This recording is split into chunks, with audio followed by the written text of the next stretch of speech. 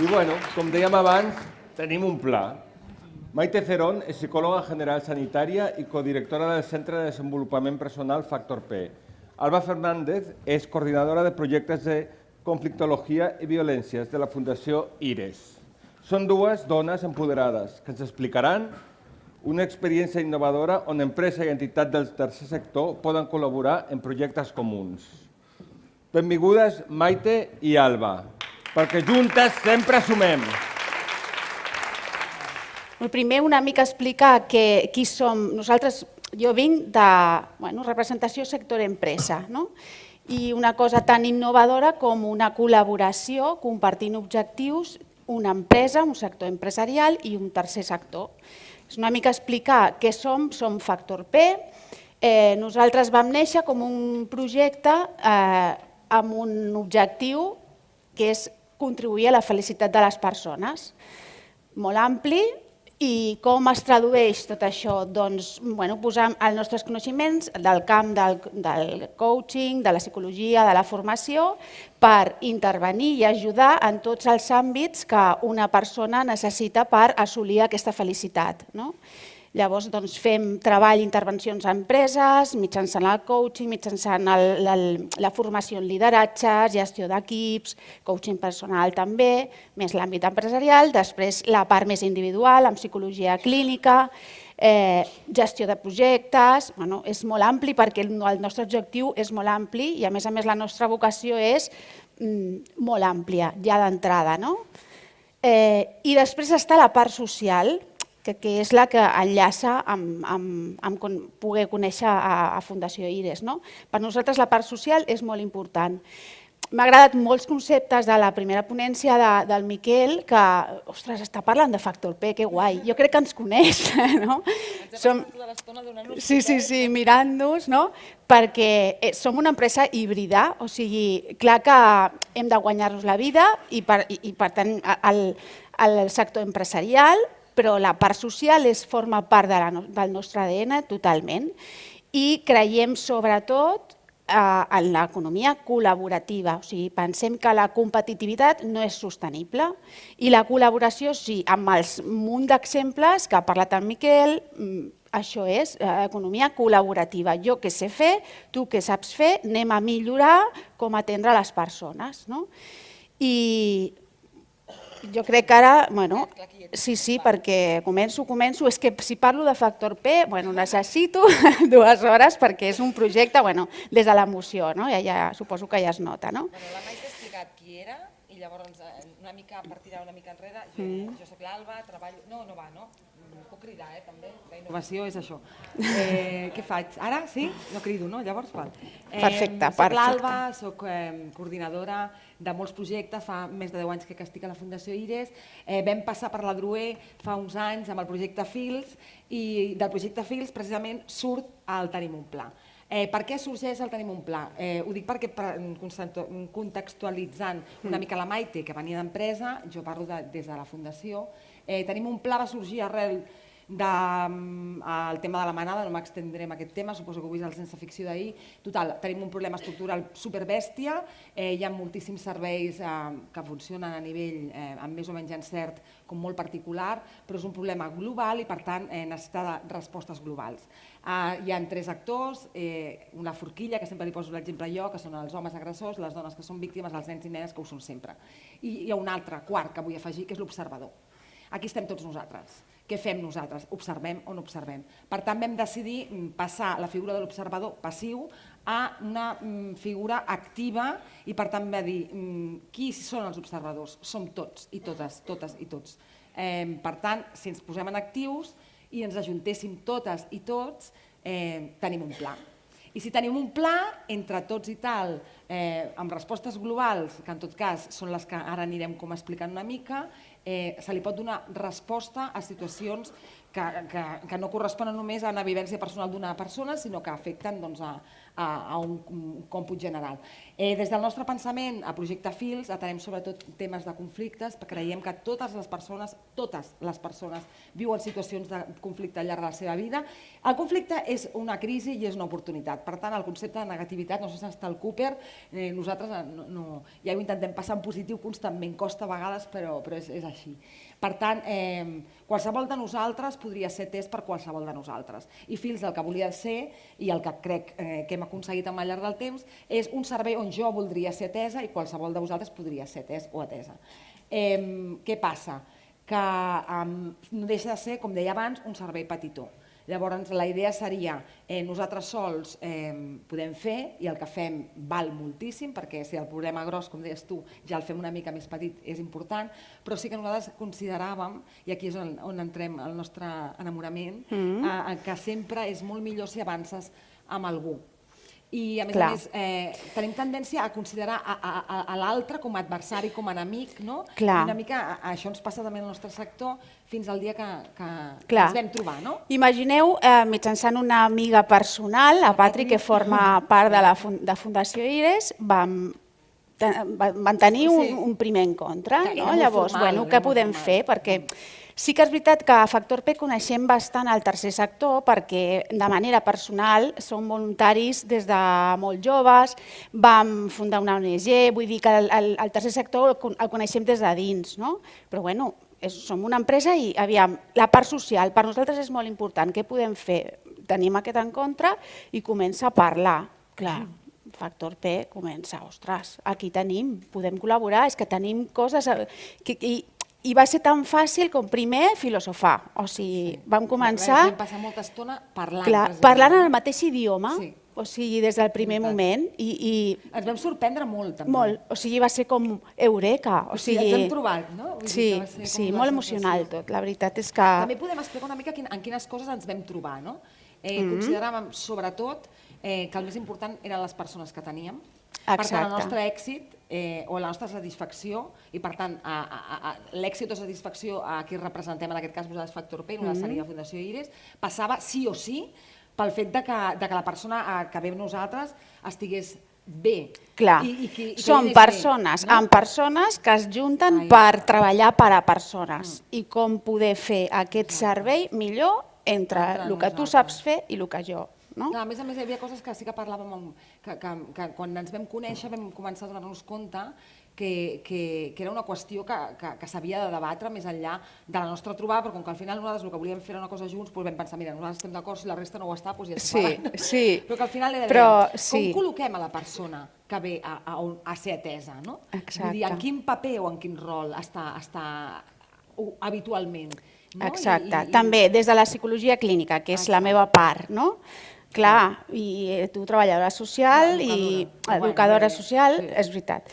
Veus? Però és igual, bon rotllo. Però llavors, comencem, no? Aviam, jo des de la psicologia clínica podia ser també molt etiquetatge, molt... Les etiquetes, hem de parlar de les etiquetes. No. O sigui, aquí és la persona, o sigui, creiem des del minut zero en el potencial il·limitat de les persones. Per tant, la nostra tasca és treure aquest potencial, no és acompanyar des del primer moment. Si parlem de trastorns, però hi ha una persona, no és un trastorn. Tota aquesta filosofia que vam veure que podíem fer coses, que el bàsic estava. I a vegades també parlàvem de dir, clar, si una persona ve i... En aquell moment ja, a més a més, hi havia tot el debat aquest de l'empoderament i tot plegat, ja no sé si ha acabat o no, però que és un element important en la praxis diària que teníem. Amb la manera de treballar. Com empoderes una persona si quan ve li dius el que té i com ho ha de solucionar? I a sobre no hi ha un retorn, és a dir, jo vull que m'avaluï a mi. Jo vull que aquesta persona em digui, o sigui, vingui a nosaltres i construïm junts què és el que podrà fer o el que no, perquè no tothom tampoc estava preparat. Això ho parlàvem també, no? De dir, el benestar per aquesta persona, quin serà? El que jo considero? Exacte, i això sí. Vam anar com parlar, no? O el que... Exacte, qui defineix el benestar? O sigui, el benestar és un ente abstracte i estàtic o cadascú té el dret d'escollir quin és el seu benestar i què necessita per assolir aquest benestar propi que jo defineixo. Jo soc com a psicòloga la que he de definir el benestar que tu has de tenir, tot aquest debat. I aquí vam estar com veient que teníem com molts elements en comú. Vale. Un era el Clar, centre de la persona, no? Com la persona com el Sí, més important, sí. sí o sí. Vull dir, més Llavors enllà. ja veieu que a nivell d'idea i de manera de treballar estàvem molt d'acord. Després, bueno, podem explicar com vam materialitzar, perquè tot això sí, o sigui, posar coses en comú pot ser més fàcil que després com es materialitza això, com fem coses, no? Bueno, la idea també va ser com intentar portar-nos mútuament. És a dir, al final, si hi ha grans reptes, com, jo què sé, ja no vull parlar de la part de la fam al món, però la felicitat o el benestar de les persones, sobretot en situacions vitals que generen molt dolor i molt patiment i on hi ha gent que està molt preparada i té moltíssimes qualitats que en aquell moment diu ara mateix no puc, segur que en altres moments de la seva vida ho ha fet superbé, però ara no. Exacte, això també ho vam parlar. Exacte, de recordar la persona que sap fer-ho. El que passa que ara... En aquell moment no podem. Però hem de retornar... Sovint és més que legítim.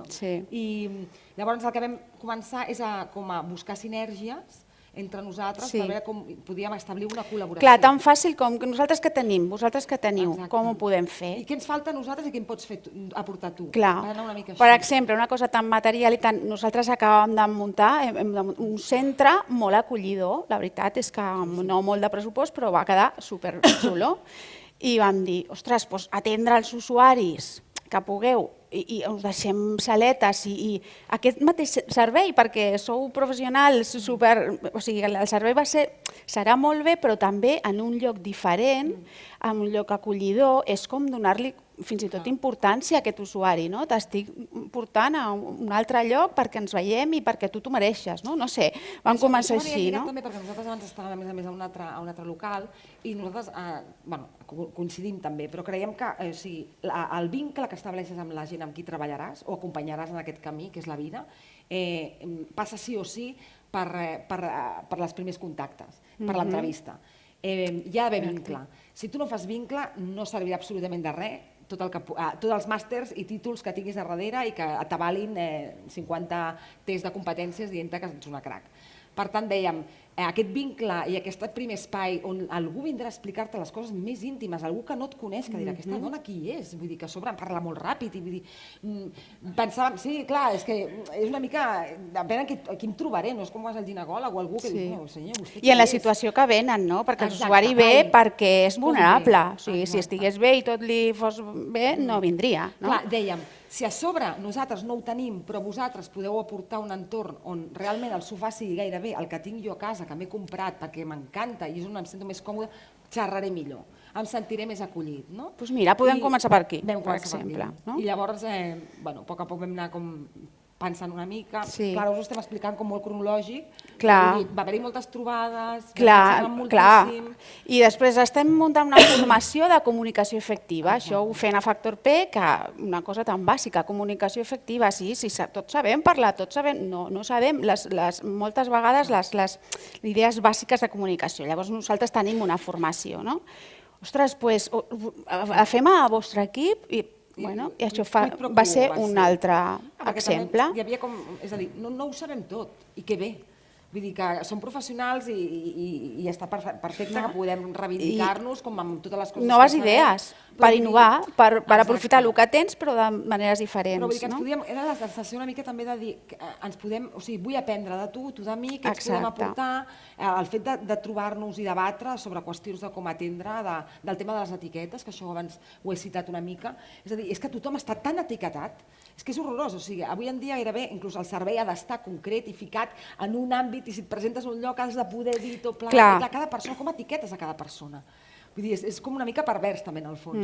Llavors, nosaltres, justament una de les coses que ens va impactar molt el primer dia va ser que no ens acabaven de convèncer massa el tema de les etiquetes i que inclús nosaltres ens agradava moltíssim, tant la Maite o jo mateixa, que soc la persona que faig les acollides. Sí, venim en representació dels dos equips, clar, perquè darrere nostra hi ha un equip tan... Però una cosa que vam dir les dues, és que a mi m'encanta quan algú em diu és que no sé què em passa o és que no sé què tinc, és que és perfecte, és que jo tampoc t'ho vull dir, vull dir que hi havia aquest punt que dèiem no cal que etiquetem, sinó que era una mica com anar construint-te i que et descobreixis una mica com ets. I anar, com va dins d'innovació, o sigui, anar innovant dia a dia en el nostre treball, ja no amb diferents persones, sinó amb la mateixa persona. Ella va construint aquest nou camí, tu has d'innovar per anar satisfent les necessitats que la persona va canviant. I a banda que també, que no sé exactament si seria, no sé si és innovar, però és treballar amb l'imprevist. I l'imprevist que et porta la situació... Home, però és que això t'obliga a anar innovant. Exacte. Llavors, si tu al final has de poder aprendre a donar respostes a situacions, perquè tu pots tenir molt preparada aquella sessió amb aquella persona i tal, i et ve i et diu que li ha passat això i que això no en vol parlar i tal. El respecte màxim... El 90% de les vegades. Però és que a banda el respecte màxim és dir, no, és que avui et toca parlar d'això, no. Tu de què vols parlar? Llavors era també una mica com anar veient com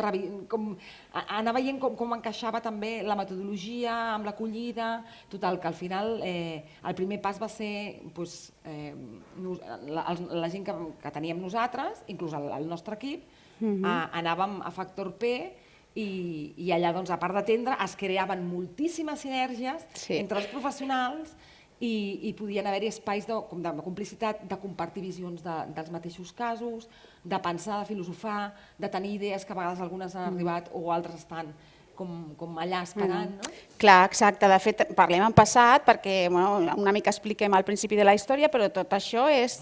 Tenim tot el brou per...